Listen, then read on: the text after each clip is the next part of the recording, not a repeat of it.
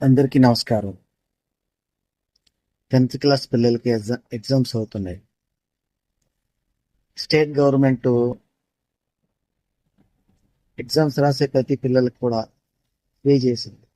Hall ticket ఉంటే చాలు ఫ్రీగా తీసుకెళ్ళమని చెప్పేసి ఆర్డర్ పెట్టారు. కానీ కొన్ని చోట్లకైతే బస్సులు వెళ్ళే అవకాశాలు ఉంటాయి. ప్లీజ్ దయచేసి మన ఆటో డ్రైవర్లకి విన్నవించుకుంటున్నది ఏంటంటే, అయ్యా మీరందరూ